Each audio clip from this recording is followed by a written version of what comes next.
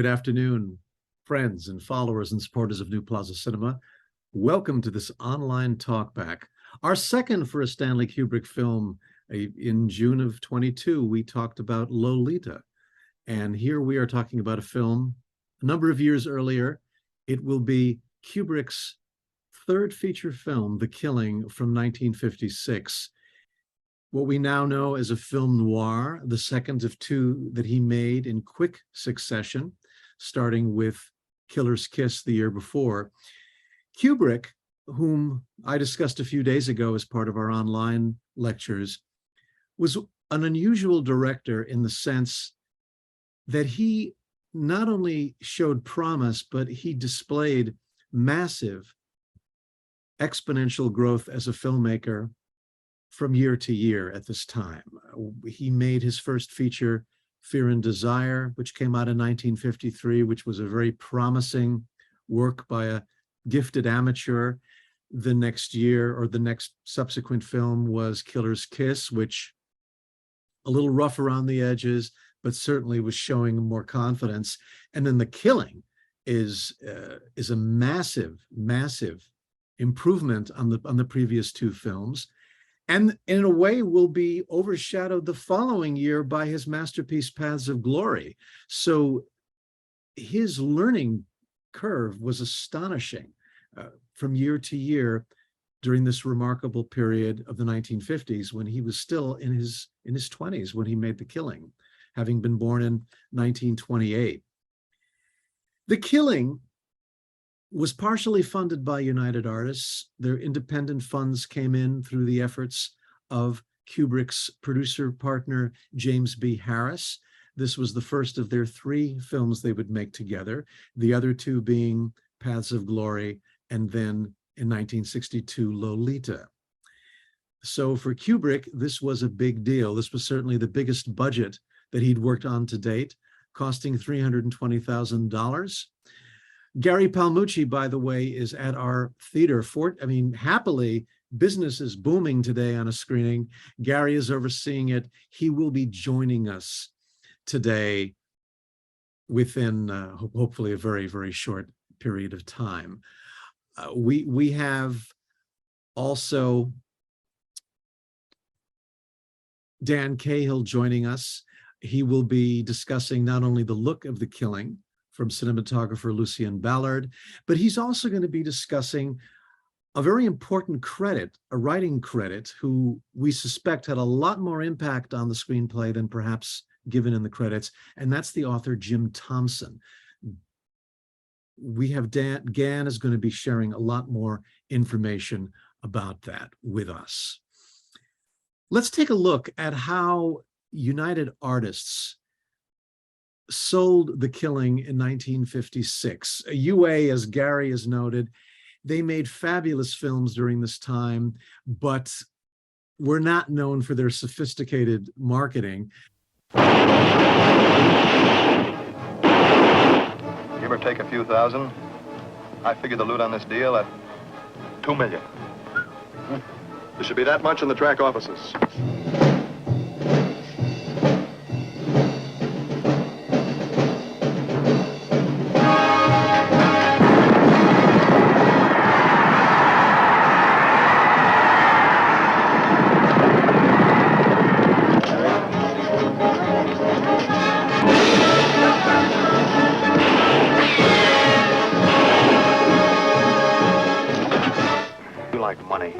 Great big dollar sign there where most women have a heart. So play it smart. Stay in character and you'll have money. Plenty of it. George will have it. He'll blow it all on you. Johnny, I'm no good for anybody else. I'm not pretty and I'm not very smart, so please don't leave me alone anymore. So what makes you think or know that you're going to have several $100,000? Because I do. I just can't talk about it, that's all. Not even to me, your little share. I shouldn't have even mentioned I was going to have it. It's not that I mind. I know I can trust you. But if these other guys These other guys? I can't talk about it, Cherry. You've been talking. Now you spilled to her. Oh, I didn't, honest. What, do you think I'm crazy? I wouldn't... Jerk, you clown! Come on, clown. Sing us a chorus from Pagliacci. Where's the jerk? Where's George?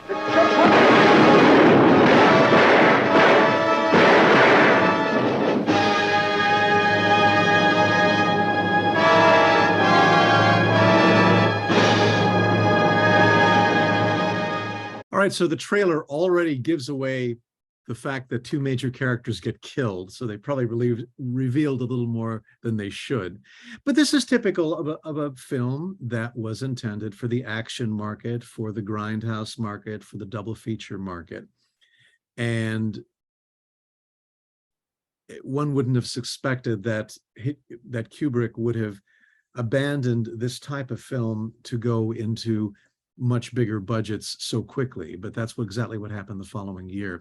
They mention the cast, and it's a dream cast of actors we associate with this crime genre known as film noir. I mean, starting with Sterling Hayden, who already had appeared 6 years earlier in a film that in many ways anticipates and inspired The Killing.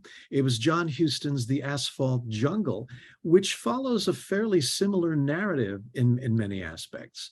He played a dirty cop in Andre de Toth's Crime Wave 3 years earlier, a very underrated performance on Hayden's part. He made other film noirs such as Naked Alibi. He was in the assassination thriller Suddenly with Frank Sinatra. He's going to appear the same year as he makes The Killing opposite Barbara Stanwyck in Crime of Passion. And he's already made Nicholas Ray's Johnny Guitar Western, which becomes a major cult picture. His next film for Kubrick, of course, is a very substantial leap for him as an actor, and that is his role as General Jack D. Ripper in Dr. Strangelove 8 years later. Who else do we have in the cast? We have Colleen Gray, who's not ugly. She says she's not good looking. She's beautiful. She had already appeared in such noir pictures as Henry Hathaway's Kiss of Death, and also one of her finest films was in the original version of Nightmare Alley from 1947, where she played opposite Tyrone Power. She was in other noirs such as The Sleeping City, and also Phil Carlson's Kansas City Confidential. Vince Edwards had appeared in films such as Dark Passage, Rogue Cop, Cell 2455, Death Row, The Night Holds Terror, Murder by Contract, a brilliant low-budget noir from 1958.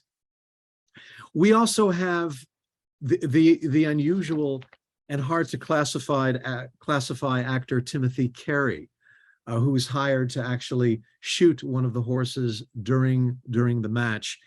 Carey had an unusual relationship with directors. According to some stories I've read, he was one of the only actors Elia Kazan physically attacked on the set. This was during production of East of Eden. Apparently Marlon Brando, when he was directing Carey in One-Eyed Jacks, also got pretty physical. He was so frustrated. But Carey is also going to appear memorably the following year for Kubrick as one of the court-martialed French soldiers in Paths of Glory, and gives a powerful and darkly amusing performance at times. You have J.C. Flippin, who had made films such as Brute Force and a lot of Anthony Mann westerns. We have, of course, amazing Marie Windsor, who, as Dan mentioned the other day, steals every scene as the wife of Elisha Cook, who Dan will tell us more about. Marie Windsor was making all kinds of films up till this time, but she had already, by the early 50s, she was gravitating more towards the grittier crime pictures.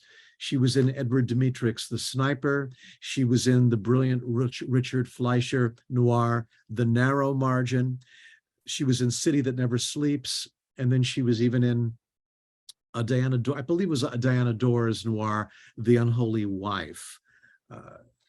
Just a fabulous, fabulous cast of artists that Kubrick is working with here. This is a director who still was getting used to working with actors. He was very much a visual director, having started off as a still photographer for Look magazine, as we talked about a few days ago. He had an extraordinary visual sense.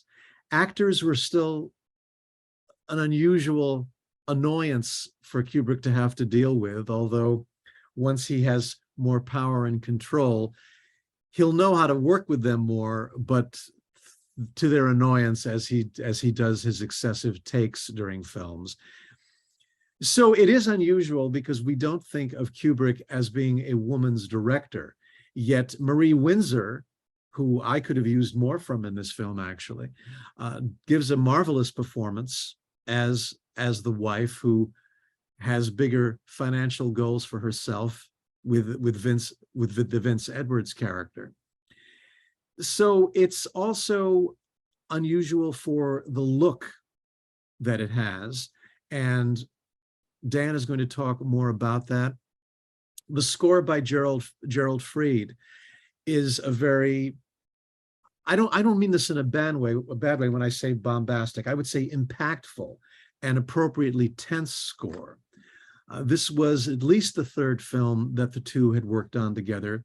Fried had scored, I believe, Kubrick's Fear and Desire, the first film. He also did the score for Killer's Kiss, and he will also provide the minimalist and very gripping score for Paths of Glory the following year. Now, how do I say this? The Killing is kind of strange. It's not your typical crime picture from this era. It has a very unusual structure, and Dan's going to tell us more about that. But you do have this narrator who's, well, he's too often telling us things we already know because we're watching them happening on screen, but he's reminding us that certain actions are taking place 40 minutes before a scene we've just seen, or perhaps several hours before a scene we've just seen. It's this unusual structure of multi-narratives. Dan is going to talk more about that. It almost feels almost like a nod at times to the idea of Rashomon, the Kurosawa film, where you have a story told from different perspectives, although this is done in a far different way. So that is unusual. It may have led to some confusion on the part of moviegoers in 1956, because sometimes the structure of the story is explained to us by the narrator, but then we have cases where it's not. It's done through editing purposes, where we're jumping back. And I am delighted to see that Gary Palmucci, our invaluable film programmer at New Plaza Cinema, is with us. Gary, come on into the Zoom room. Welcome. What are your thoughts on The Killing? It's great. It's great to be here. We just had another near sold out show there in the theater, which required some wrangling. So thanks for bearing with me on that. Not at all. Your timing is perfect. I was just giving a backgrounder on the actors, and I was just starting to talk about the unusual structure of the film, but would love to hear any of your thoughts. Pauline Kael once famously said in some article or other of hers that Stanley Kubrick's first two films, Fear and Desire and Killer's Kiss, were sort of like juvenilia. And she said, well, if he were a novelist, he could burn them. Now, unfortunately, that wasn't possible, and we're still watching those films, and I think learning something from them too about the evolution of his career. But she said The Killing is the real beginning of his career. I think in some ways that's true because of its absolutely crackerjack, flawless and intricate construction. And I think you probably get into the fact that the studio, after some negative sneak previews, apparently didn't appreciate the intricacy of the construction and the flashbacks and the various squiggling around of action, before and after the fact, and wanted the film to be put back into some kind of linear and probably much duller format. Fortunately, Kubrick managed to talk his way out of that. The film was released, and I don't know if it was a big box office hit in its time, but critically acclaimed, and I think people started to pay attention a little bit more to this fellow, Mr. Kubrick, from the Grand Concourse in the Bronx. I remember in early 1984, Pauline Kael was passing through Los Angeles to promote her latest collection of film essays. And she was at, I think, the James Doolittle Theater in Westwood. And one of the people in the audience, a man, stood up and said, "How is it that you aren't more supportive or praiseworthy of our greatest filmmaker, Stanley Kubrick?" And she went on to give kind of a dismissive overview of most of her films, but then she added, I like The Killing. So Right. that confirms that she did see that as the start. She definitely was a naysayer of 2001. I remember her headline in the New Yorker for her review of Clockwork Orange was Stanley Strangelove. That was the Yes.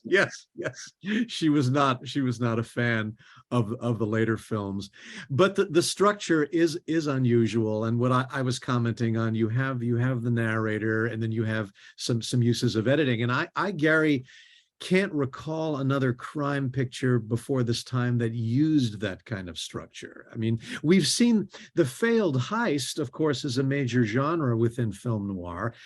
Of course, the Asphalt Jungle and others. And Laurie earlier had mentioned Rififi, which came out 2 years earlier in France. That's right. Well, you could say Double Indemnity, I guess, has a little bit of that. At the beginning, it's we have Fred McMurray having been shot and about to expire, recounting the story, but that's not an in and out type of story structure like this film has. I'm just jumping back and forth and going back to that signature shot of the horses getting ready for the 7th race. We must see that 3 or 4 times throughout the film. And I'll get to we're gonna get Dan in here, but I just want to contribute one thought, which please, is Dan time Cahill. jumping. Yes, hi folks. The time jumping structure came from the novel Clean Break by Lionel White. That was not created by Kubrick or Jim Thompson or anyone who collaborated on the screenplay. So just reflect on that and what Kubrick's real contribution might have been. So a very faithful adaptation, Dan, in other words.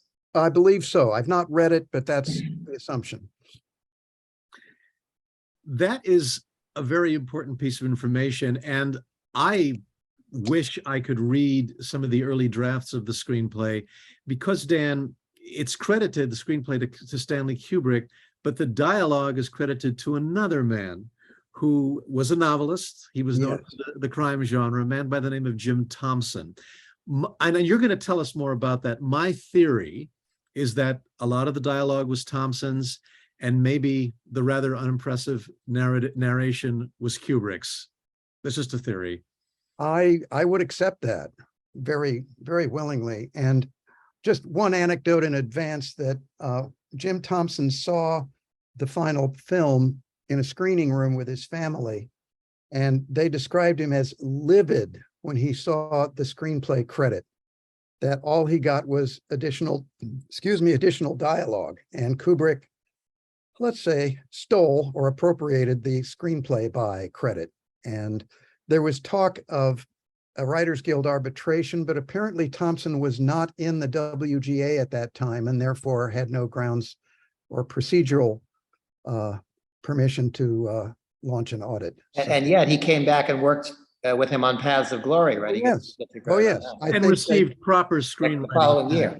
Yeah. So that must have been the deal. I don't know. Anyway.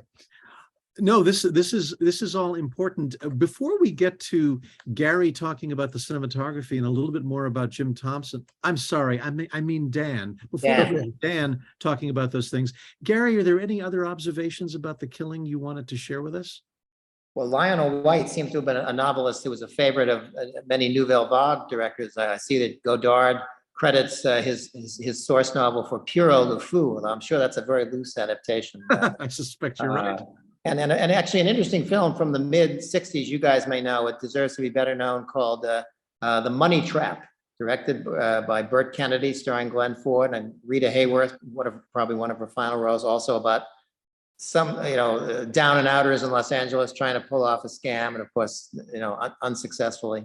Very good, very fine film. Very fine film. One of the last black and white CinemaScope pictures, I think, from a Hollywood studio, made at MGM. I was thinking today, watching it, how it's some of the advertising refers to it as the perfect crime. It's almost the perfect crime that goes perfectly wrong, right? I mean, almost every single thing. I find this genre very depressing, because the men, and it's usually men who are part of it, they go into great effort to plan their heist. They've got the maps. They've timed when the security guard is going to be there, when the squad car is supposed to circle the block. They spend so much effort, and it never works out, and it always depresses me at the end, you know, but Well, when I'm watching it again this morning, I was also struck by the fact, I think I'm reading this right, and that the character of J.C. Flippin, who, you know, somewhat daringly for that time, seems to be a gay man who's infatuated with Sterling Hayden. And they talk about, you know, let's take off and, you know, somewhere and figure out life for a little while after the job goes well. And then he shows up at the racetrack, which I don't think he's supposed to be anywhere near the racetrack, gets drunk, and then inadvertently saves Sterling Hayden from getting arrested by the cops before he can go in there and actually steal the money when the fight breaks out between whatever that gentleman's name who wrestles about 15 policemen to the ground there. Am I reading that correctly? That's sort of I think you're reading that correctly. I definitely picked up that homoerotic vibe in that dialogue when he talked about, when this is over, let's go off. And he's not supposed to be at the racetrack getting drunk at that point in time. He was told to stay away. I think that was you know, not to show up until the evening when the spill was made. So that's another kind of weird things going right then wrong, or something spectacularly. Well, I think we can thank the infuriating production code for declaring that crime should never pay in a Hollywood film. So something always has to go wrong. And you know, usually in a heist film from a studio, you're just trying to pick out what the weak link is going to be. That's the fun for the audience. And I think Hitchcock mentioned this years ago. He was using the parable of when a movie shows a burglar in an apartment or a house, the audience is always on edge, hoping the burglar can get out before being caught. Yeah. And you can't help but being drawn in to these robbery capers, knowing it's wrong what they're doing, but you know, you're hoping it's going to work out because they've spent such an effort. You're on the side of the crooks because they're fun and interesting and likable people, and you share their motivation to get rich quick. So it's an easy thing for audiences to identify with. Well, then we have in this film, you know, of course, a beautiful cast, but also a guy who, one of the strangest character actors, I think, of all time, and somebody whom I always feel is sort of a stand-in for Stanley Kubrick in some of these films. This gentleman named Timothy Carey, who's got sort of a little bit of that Kubrick's look in the 1950s, and playing that, you know, psychotic rifleman who has the very tragic interaction with James Edwards, another fascinating actor from that period. And you may remember Timothy Carey also the following year in Paths of Glory, the self-described social undesirable who's picked out for execution, you know, for cowardice in the trenches of World War I. And we mentioned him very briefly, but he, when I was rewatching The Killing this week, it seemed as though he was doing all this business that I didn't quite understand. It seemed as though he was trying to do a Kirk Douglas imitation with some of his readings. That's true. I thought the same thing today.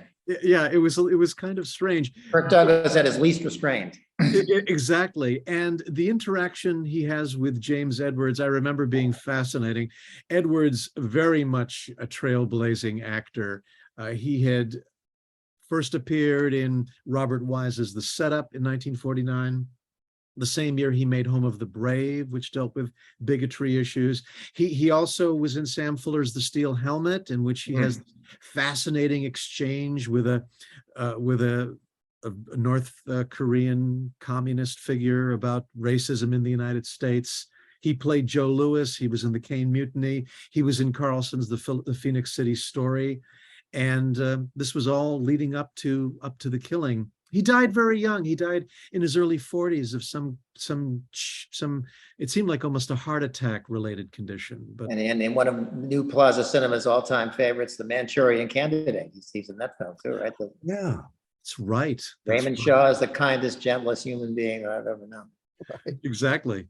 Yeah. And General Patton's dresser a few years later, also, is his valet. Yeah, exactly. He was also in Patton. So it was a very impressive cast of actors that Kubrick assembled for this. Perhaps this might be a good opportunity for Dan to jump in and discuss the look of The Killing. A world-class cinematographer, Dan, right? Lucien Ballard. There was tension there. I know we'll talk more about that, but carry on, Dan. We look forward to hearing what you have to say. Sure. worth pausing to look at the footage behind the title sequence. This was supposedly shot by a co-producer of the film named Alexander Singer. And before they actually shot the actors, this was more like second unit work that didn't involve the principal cast. And I've forgotten the name of the racetrack, but it was somewhere in the New York area. And this is a nice shot of just what happens at a racetrack. This shot I have to call particular attention to. This covers maybe a minute's time before we get into the drama. It's showing the cluster of horses. It is shot with a long lens from across the track. With a long lens, it's very hard to keep your subject in focus and to also, at this kind of speed, keep the horses in the frame. It's an exquisite shot, and I applaud Mr. Singer for his work. Now we're getting down to the work of Lucien Ballard, the director of photography on the film. Ballard had a lot of credits. He is most famous for working a lot with Sam Peckinpah in Peckinpah's later career. Here, the lighting on Ted DeCorsia, who is one of the cast of ne'er-do-wells here. Ted DeCorsia's big role was as the principal villain in The Naked City several years earlier. Here I call attention to the light, which is minimal. We have a little bit of suggested backdrop back there to give the frame depth, but the light is just on his face, and that's all. And here his partner in the conversation is another familiar noir actor, Lou Adler. Also, just on his face and chest, you can't even see him separated from the background. This is really, really minimal lighting, as if they almost didn't have enough budget for enough light fixtures. I don't know. This is one of the many smooth tracking shots that Kubrick uses. This introduces Sterling Hayden's character as he's walking through his apartment, and we're moving from left to right here. I can't show you the smooth tracking shot, but it's very effective at establishing where he lives. This is one of these things that you pick up on when you've seen the movie far too many times, like we have. This is O'Reilly, the bartender's ailing wife. And I can't help but noticing the hypodermic needle in the dish next to her bed. That could mean many things, but it's not beyond the pale that she could be an intravenous drug addict.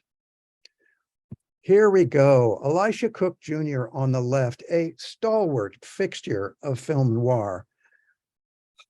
Coming home and greeting his extremely nasty and unfaithful wife, played by the exquisite Marie Windsor.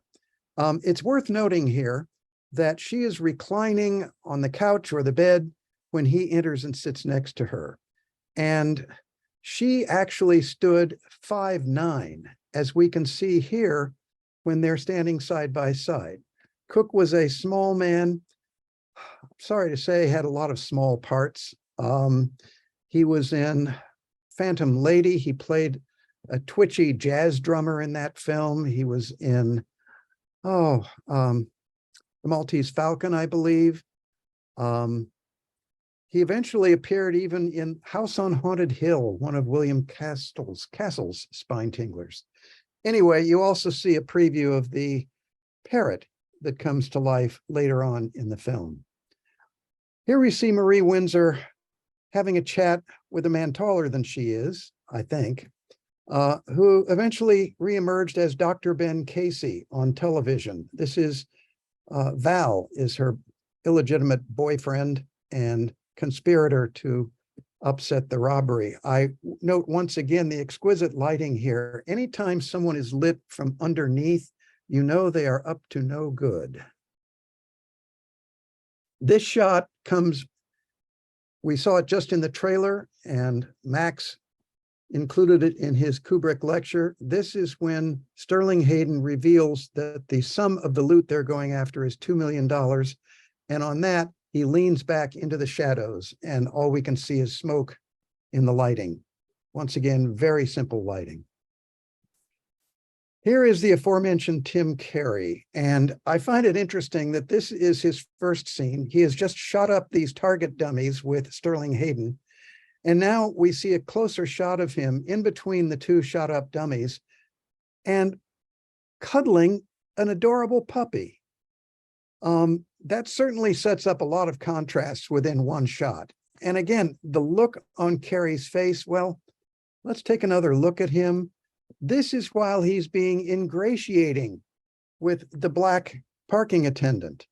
And this could have something to do with the accusation that he was doing a Kirk Douglas imitation, because that is intended to be a friendly smile. And it looks kind of extreme from this point of view. Another Marie Windsor shot. I have a hard time leaving her alone, but here I wanted to make note of the fact that there are a lot of shots like this where a woman is talking to a man and he holds on this angle for a long time where we can barely see even the profile of the man, but the focus is on the woman. And he could have cut back and forth between them. I'm sure he had close coverage of Elisha Cook Jr. here, but he stayed on the woman, which I think is very good sense, in particular with this actress. Here we have another one of our rear projection process shots, where in the foreground we see Tim Carey's rifle. And I believe the tree trunk on the left is also in the foreground because it's in pretty sharp focus. And the background is the approaching pack of horses. This is just a beautifully designed shot. I think it works very well. And a lot of people may not even go, oh, that looks like rear projection. It's very believable to me. Here is just another cool angle. This is Hayden leaving the scene of the crime. He ducks down a circular staircase at the racetrack, and it's lit by a singular light source from above, but it's very smart to shoot it from this angle. I chose this shot. These two guys are going to get blown away. This is Vince Edwards as Val and Joe Turkel as Tiny, his ally in trying to hijack the hijackers. Joe Turkel, as Max mentioned in his lecture, would go on to be in The Shining, playing the ghostly and mysterious bartender at the Timberline Lodge, I believe it is.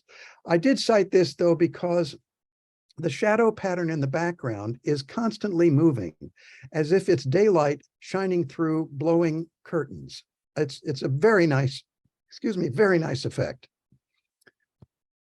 Kubrick was known to pick up the camera and do a handheld shot when he wanted to insert something dramatic, and this certainly is. We have an array of corpses, and Kubrick is moving between them, displaying the choreography of death that he managed to create here. Now, here's another thing that happens when you've watched a movie too many times. This is when Sterling Hayden buys the largest suitcase he could find, and on the right of the frame is a poster for a burlesque show. And look who the top headliner is, some guy named Lenny Bruce. What do you know? This is a shot that I describe as a demonstration of how not to pack a suitcase. I know he was in a hurry, but this is just crazy. He must have left a couple of $100s on the ground there. And finally, we have what everyone in Hollywood would describe as the money shot. I can also describe it as homage to Treasure of the Sierra Madre, where the fortune gets blown away, gold dust in that instance. Okay, now that's pretty much I have on the look of the film. And now I'm going to show you a very rare smiling, happy photograph of Jim Thompson, who was credited with dialogue in the script. I'm going to shut off my PowerPoint if Max and Gary want to come and rejoin me.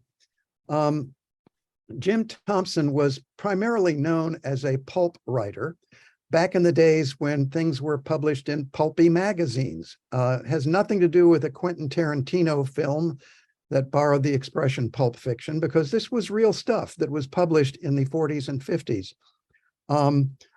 Max has available at hand an original paperback edition of Wild Town, and I can contrast that.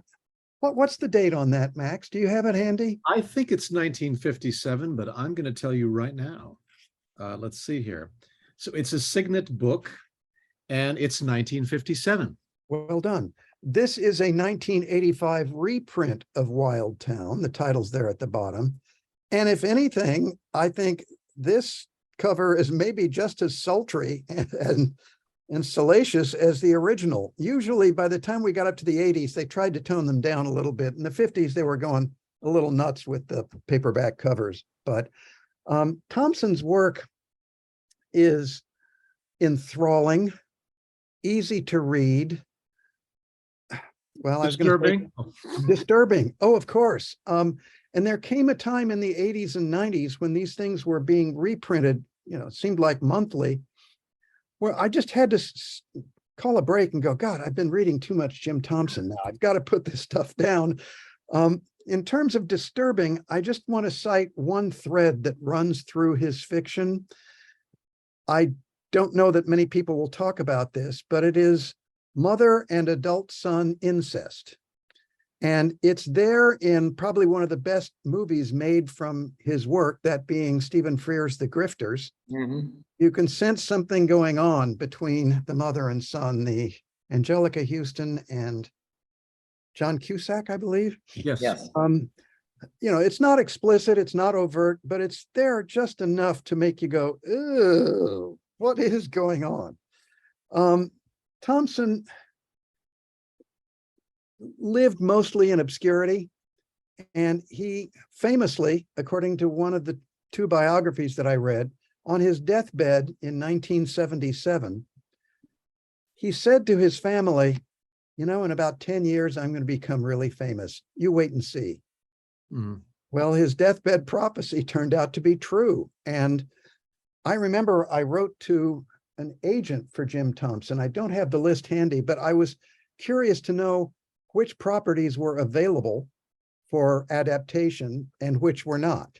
And most of them, this was in the late 80s, most of them were still available.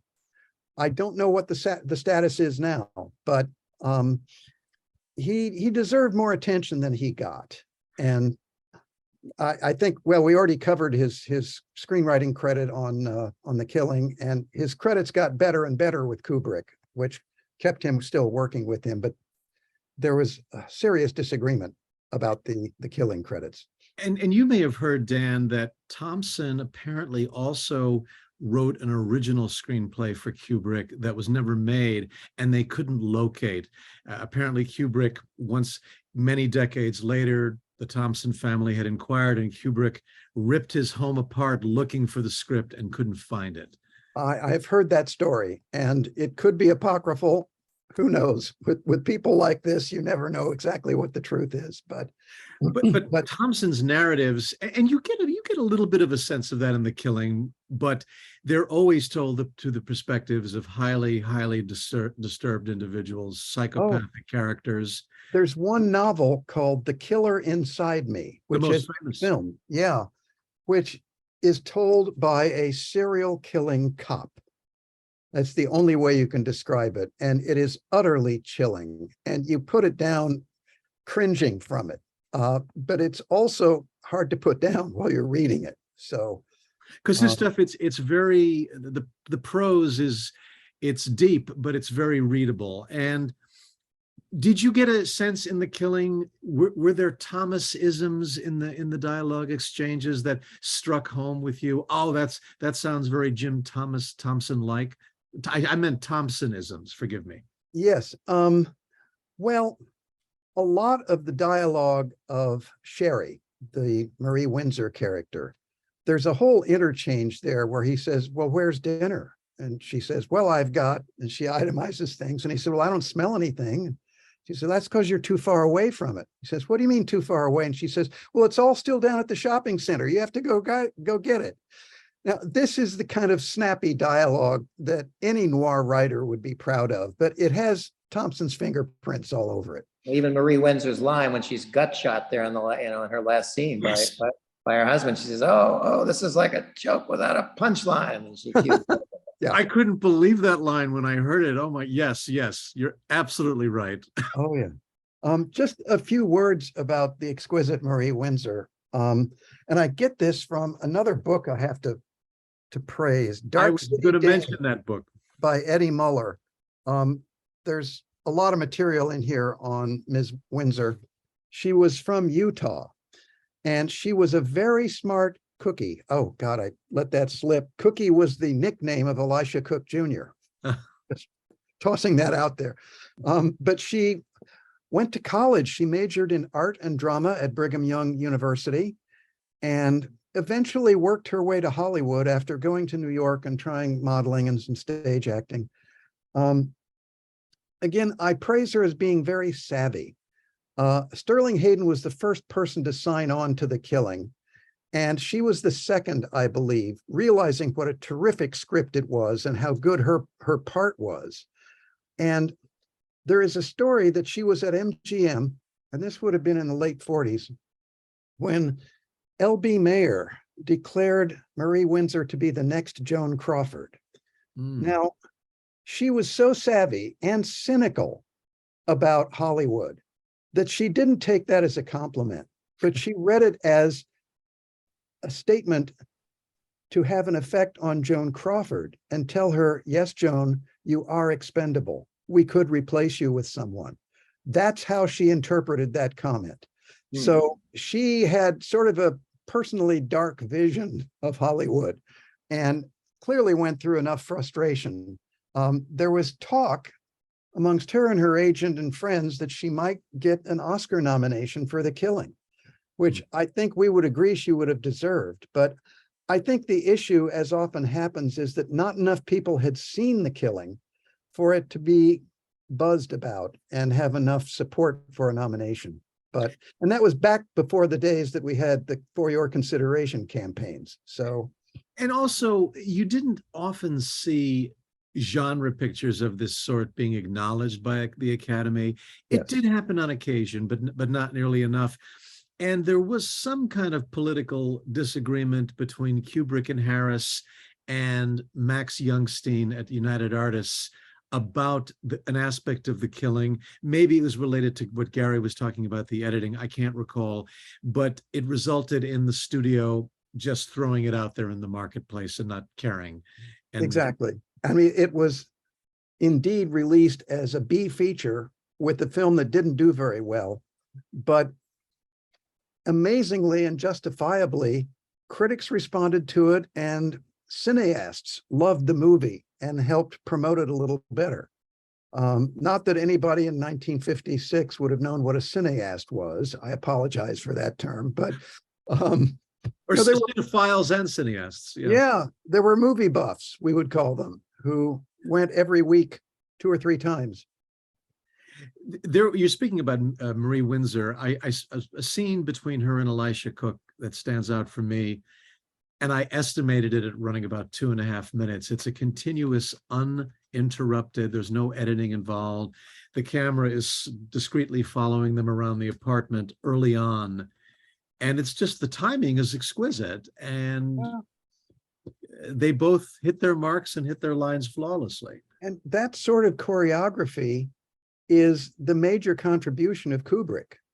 I mean, he knew how to move people in space and make sure that they were lit appropriately and framed just right. And that's one of the strengths of the film, is you feel like you're in the hands of someone who knows the story they're telling and how they're going to tell it, by God. So. And yes, and you had mentioned, Dan, a tracking shot. We see Sterling Hayden walking from room to room. I believe that was the shot that caused a dispute between Kubrick and his cinematographer. Yes, Kubrick wanted to use a 25mm lens, which is wider than most lenses used in 35mm film. I guess that's what this was shot with, because the story is that Kubrick won the battle with Ballard. Ballard wanted a longer lens, and Kubrick wanted to see more of the apartment, which is what the shot was all about.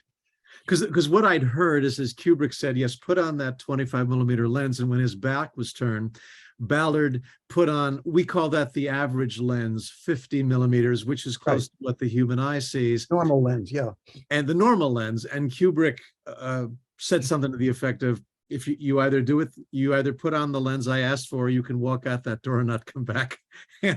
And Ballard cooperated. And Kubrick is also going to have some arguments, I believe, with Russell Netty on Spartacus, which eventually that's going to result in a rather uncomfortable truce. But He lost some of those battles, I think, on Sparrow. He lost him with Kirk Douglas, who, supposedly almost ran him over on his horse at one point. You're so right about Kubrick's impatience of wanting to grab the camera. That handheld sequence of all the dead bodies was shot by Kubrick. And yeah, we have to cite, you mentioned this on Friday, Max, the reason why allegedly, and we all think this is just BS, but the reason why Kubrick moved to England was because the aforementioned Timothy Carey, the crazy looking guy, had threatened to kill him. Now, I can believe. Story I've never heard. Yeah, but I heard it from a friend who travels in some edgy circles. Yeah. But while that sounds believable, I do believe I doubt it's true. I think it really was very specifically related to Kubrick wanting to get away from Hollywood. The control over his work. He'll take their money, but he wanted to be away from the cynicism of the industry. And one other kind of weird actor story, I mentioned this before we started, is that Cookie, Elisha Cook Jr., used to go on hunting and fishing trips with one of his best pals, another actor whom some of you may know by the name of Lawrence Tierney. Now, Lawrence Tierney was kind of like an earlier version of Timothy Carey in that he played psychotic, violent, angry people, in particular in Robert Wise's Born to Kill, which is a superb and really troubling film. God, we keep using these adjectives: psychotic, deranged, chilling, cringeworthy. That's the realm we're in right now. It is. It is. And the killing still stands out for me as a strange affair on compared to so many other crime pictures of the time. You have this annoying narrator who's saying the obvious. Now, do you guys recognize who that was? Tell us, please. He is the gentleman who narrated over 150 episodes of Highway Patrol on television. In the mid-90s. His name is Art something. I had it in front of me, and I'll have to go back and look at it again. But he was the narrator of that television series for several years, and over 150 installments. And we'll look it up as we're speaking here. It's not a name that I had ever heard before, but he was the narrator. I have a funny feeling that Alan Rhodey would know who that was. He probably would. I'm sure he would have even. No doubt. Yeah. Well, it's the narration. Talk about superfluous. It's just he's stating, I think I remember when I saw this for the first time in the theater while it was at the university back in the 70s, and it was a packed theater of students, and there was a lot of bad laughs with the elements of the narration. And I think the biggest laugh came towards the end where the narrator says, 10 minutes later, he bought the largest suitcase he could find. It's like, Stanley, what are you doing here? That's not necessary. Really? His name is Art Gilmore. Art Gilmore. Okay. Okay. But one element that I alluded to this before, because I wasn't sure, Dan, if you were going to be talking more about it, that I thought was fascinating.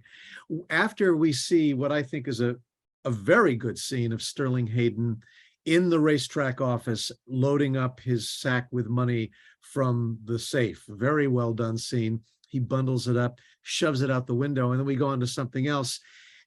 At one point, there's a direct edit to the sack coming out and landing outside the building, but it's from somebody else's perspective. And that was a flash forward or flashback direct edit that you didn't commonly see in a Hollywood film in 1956. That was a good example of this structure that the film had. I just felt that the structure could have been stronger in the way it shifted its focus from different characters. That was just my perspective.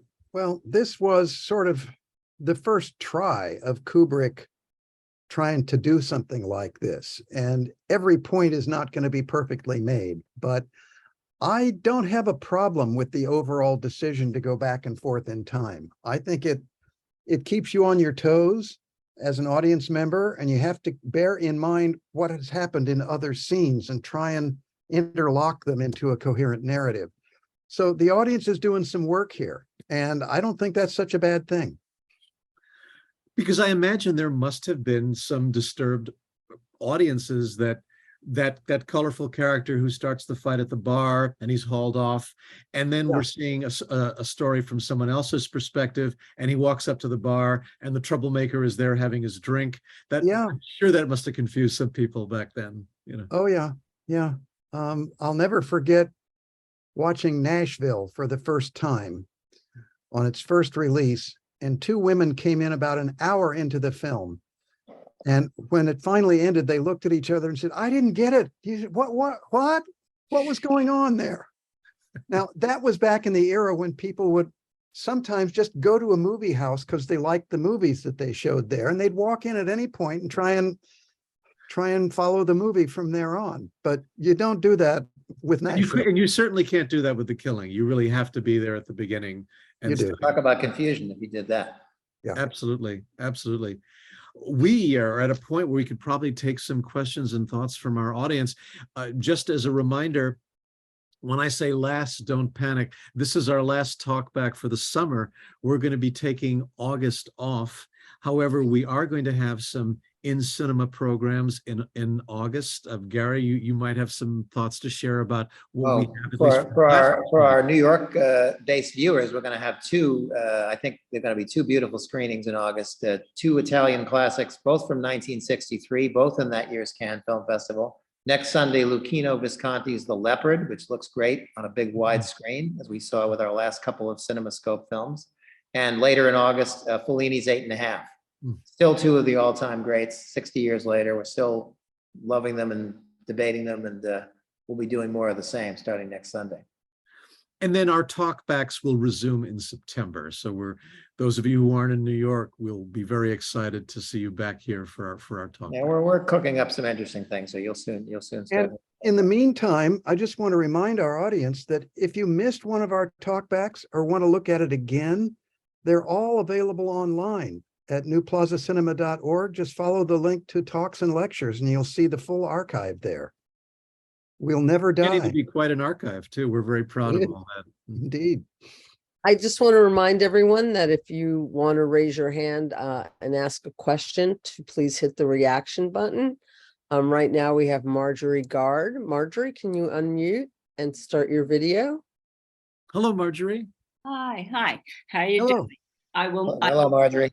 This in August. I just had to say, Dan, you make me feel good about myself because I immediately thought of Treasure of the Sierra Madre. Of course. Oh yeah. At the end of this film, it was great. Yeah. But this is a film noir, but I couldn't help but feeling sad because most of these characters were kind of despondent and they were not hardened criminals. So when they were, all shot, there was an element of sadness that I had. Of course, not for the hardened ones, but yeah, they were really pathetic kind of characters. I think only doing this, really out of desperation. So yes, that had the element. I was just going to say they are unfortunate people who are desperate. They are people for whom luck has not shined upon them. And so they're willing to compromise their liberty and their future for some bucks. And I think they bring that out in most of the characters. Yeah, I'm not sure we feel very sympathetic with Sherry, the Marie, their character. She's just like a scorpion that we enjoy watching. But some of them, in fact, her husband, we feel kind of sorry for him. He seems like he's a little milquetoast, and my question is, why would she have married him in the first place? Good question. It's one of the more unusual teamings in film history, isn't it? Yes. Yes. I mean, this is a person, she's going to believe this poor, pathetic, having nothing character, and he promises her all this money, and she would believe that? She was too smart for that. Oh, yeah. Well, that's why she had Vince Edwards waiting in the wings. Yes, gorgeous Vince Edwards. We didn't see enough of him. Yeah, he disappeared for a long time, and that definitely was a character that I think was worthy of some expansion there. Yeah, he was. I think he had a small role, if I remember correctly, in Paris Blues, also at the pool room or something. I could be wrong about that, but I know he had a I don't He think. would pop up here and there, but I do remember Murder by Contract, where he did have a significant role. Oh, yeah. Very influential film on Taxi Driver. Hmm. Mhm. Yeah, it's Okay, thank you. interesting. Thank you, Thank Marjorie. you, Marjorie. It's So there were at interesting. least two John Huston influences here: Treasure of Sierra Madre and also The Asphalt Jungle. Fascinating. Yes, interesting. Someone put in the chat, as an animal lover, I was glad to see that the horse killer got what was coming to him. And it was poetic justice that it was a dog who avenged the horse and got Sterling Hayden caught. Yeah. Well, what made me nervous when they were planning this was that Hayden was telling these guys who were supposed to create distractions, he was telling the character who started that fight at the bar, look, you start a fight, maybe you'll get X number of months. Or he says to Timothy Carey, you shoot a horse, you may only get this amount of time. There's no guarantee. I wouldn't take that job unless I knew for certain I wouldn't get more than 6 months. I also thought it was funny when he gets shot in the back, he goes like this. He folded forward like he got shot in the stomach. I don't know if anyone knows. Well, and also you have, I guess, the racial symbolism of the horseshoe scraping against the white wall of the tire. Right, absolutely. Yes, good afternoon. Wonderful talk.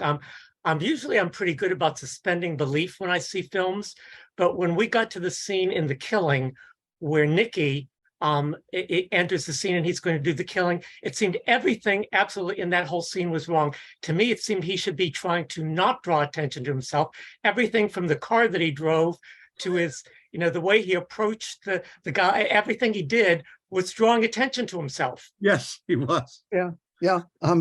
You're right. It was kind of outrageous, but the staging was entertaining. I mean, you really wanted to watch what's going to happen with this magnificent car. And is he really going to shoot the horse from the car? Well, yeah, he's doing it.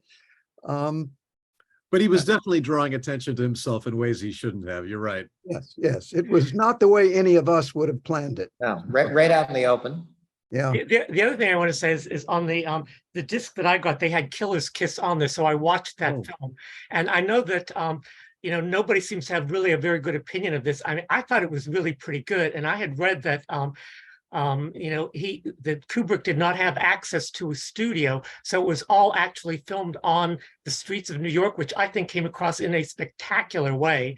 I was not in New York City quite as early as that, but I was in New York in the 70s, and it just brought back all these memories of exactly the way it was. But I wondered if that was true, that because even like the roof scenes and some of the scenes, was it really all done?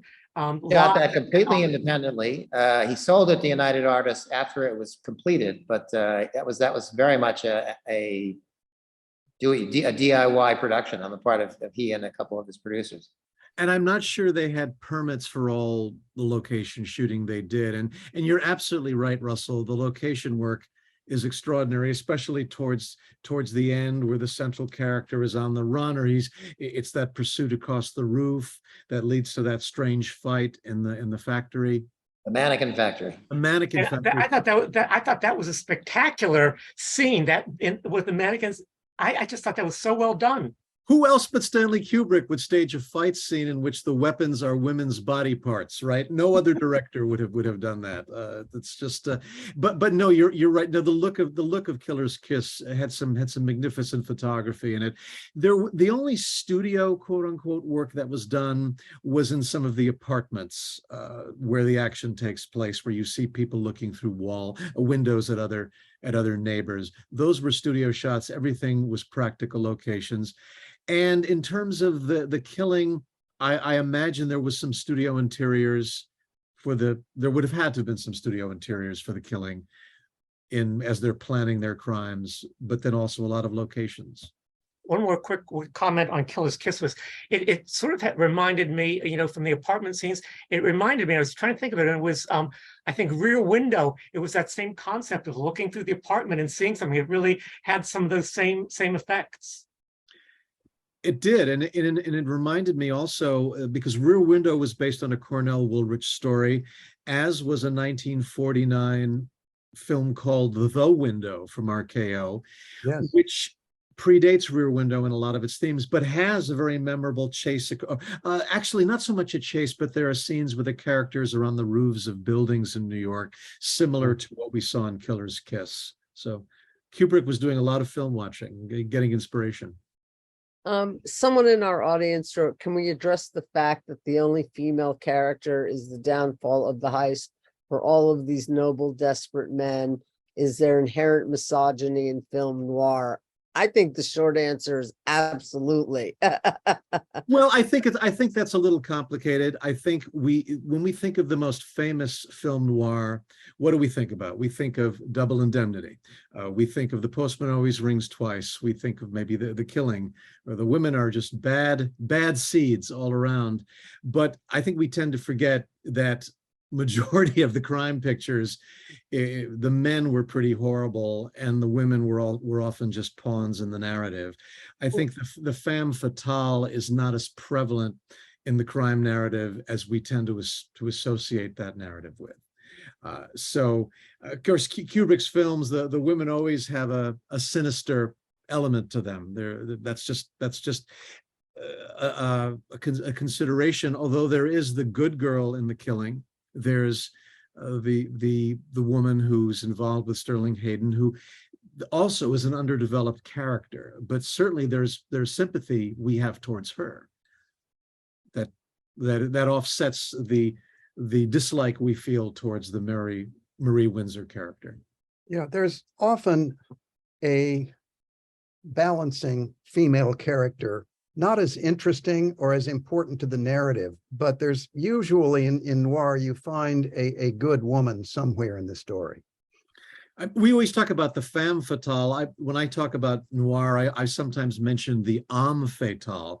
Because there are so many of those. That's the men who are doing pretty horrible things, and that's and it's funny. I remember when I many years ago was doing a noir thing, and I had a clip from The Killing. I think it's the clip maybe where they hear Marie Windsor in the other room, and there's some slapping around going on. And my mother said, "God, this film is these such a misogynistic film." And I'm saying, well, these are criminals. They're not feminists. These guys are about to commit a crime. They're not reading, feminist novels. They're not cultural heroes. Guys. Yeah, they're reprehensible, not to be emulated. There you go. We have Seth Shire. Seth, you want to unmute and start your video? Hi, Seth. Yes, hi everyone. That's been a great seminar. I had a question. My partner Wendy and I were watching the movie this morning, and there was one scene where the Marie Windsor character was talking to Elisha Cook, and she seems to be implying that Sterling Hayden raped her. We both had that impression. Something she says, and I was wondering did we read this correctly? Yes, I think he did, or certainly had his way with her in some way that caused. I don't think he did. I think I was under. I think she's lying. Yeah, made it up. She was lying that he actually didn't do anything to her. Yes, I know what you're referring to. Yeah, she is implying that in order to get Elisha Cook to be angrier at Sterling Hayden, but she is lying. Yes, I know. But that doesn't seem to pay off. He still cooperates. He still opens the door to let Sterling Hayden inside. How does that pay off, or does it? It doesn't. The impression that at one point you see Elisha Cook Jr. loading up a gun, and you think maybe he's gonna take revenge on Sterling Hayden at some point. Although the gun turns out to be more useful to him in other ways that he didn't anticipate. Or maybe that justifies why he kills everybody in the room. He has the gun ready to maybe kill Sterling Hayden, but that winds up shooting everyone. Yeah, he's kind of angry by that point in the story. Yeah. Well, I think he brings the gun to kill Sterling Hayden, but Nick is just like the frosting on the cake, Let's just say things go downhill from there. Does anyone else have any other? Thank you, Seth. Thanks, Seth. Thank you, Seth. Anyone? If that's it, we can certainly thank everyone for joining us today. If you haven't seen The Killing yet, by all means check it out. And we can leave you. I promise not to sing it, but a great song title is appropriate here. See You in September. See you in September, or if you're in Manhattan, we'll see you in August, we hope, at our classic film screenings here in New York. The Leopard and 8.5, two of the all-time greats. 35 West 67th. Go to newplazacinema.org for more information. Sundays at 12:15, August 6th and 20th.